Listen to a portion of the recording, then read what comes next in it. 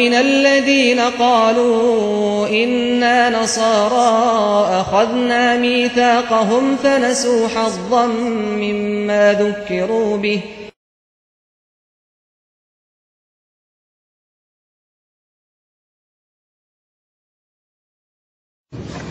Final remarks. We'll begin with you, Dr. Ehrman. Okay, well, thank you very much. I'd like to thank Craig for this lively debate and a very interesting debate for me. I hope for you as well. And I'd like to thank the pastoral staff of First Family Church for hosting it. I'd like to thank all of you for being attentive and respectful to someone who feels very much like he's been thrown into the lion's den. No offense. Our ultimate question comes down to whether the Gospels are reliable or not.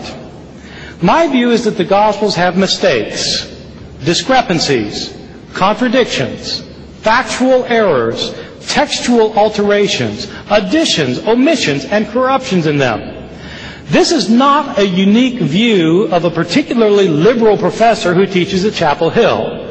I know that I seem very liberal. When we were talking about the format for this debate, I asked that I be given the podium on the left.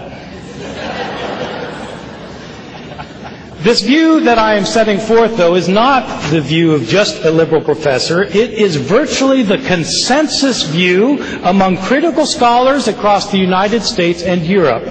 If you don't believe me, let me tell you a few striking facts that I don't think Craig will deny.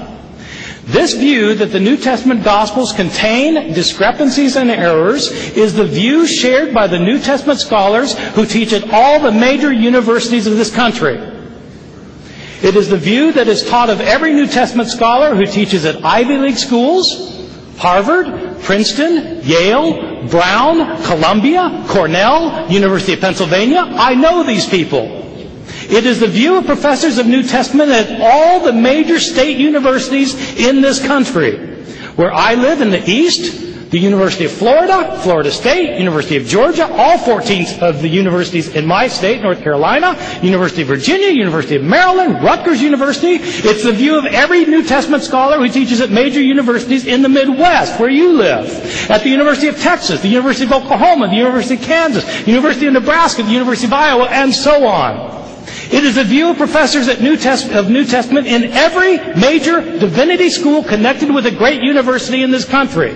Harvard, Yale, Duke, Vanderbilt, Emory, University of Chicago, as well as the mainline seminaries not connected with the university. Princeton Theological Seminary, Claremont, the Graduate Theological Union, and on and on and on. These are not my idiosyncratic views.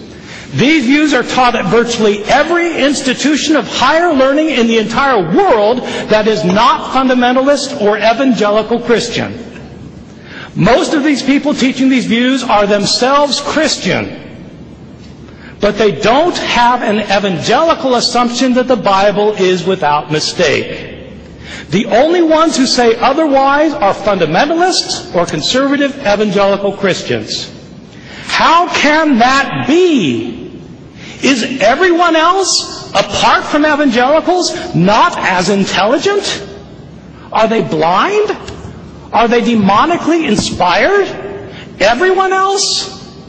How is it that the only ones who think differently, the only ones who think that the Bible is completely reliable, are people who have a particular theological point of view that affirms that the Bible does not have mistakes in it? This is a theological view, not a historical view. And people are, of course, welcome to have it. But the people who have it should admit that when they say the Bible is reliable, they are saying so not on historical grounds for historical reasons. They are saying so because their theological views require them to say it. If they did not have these theological views, they would agree with everyone else, Christian and non-Christian, that the Bible does not provide a reliable account of the historical Jesus and of the history of the early Christian church. Let me tell you why I think it matters.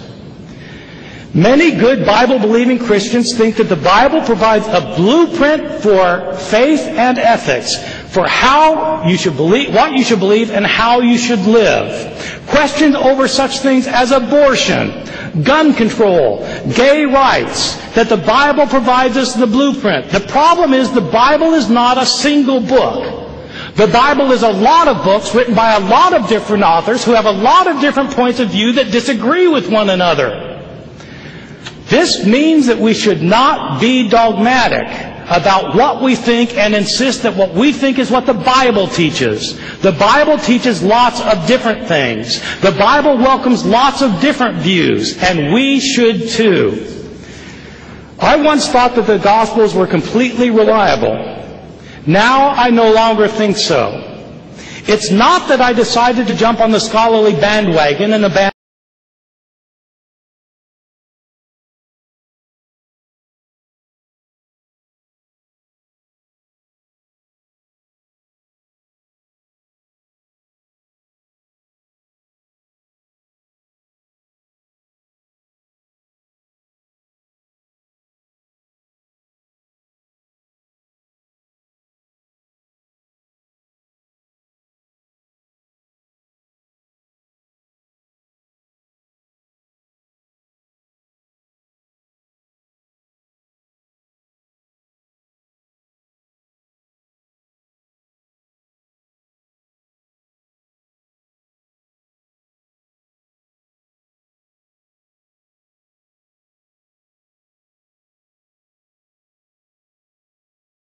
and not be afraid to go wherever the truth seems to lead.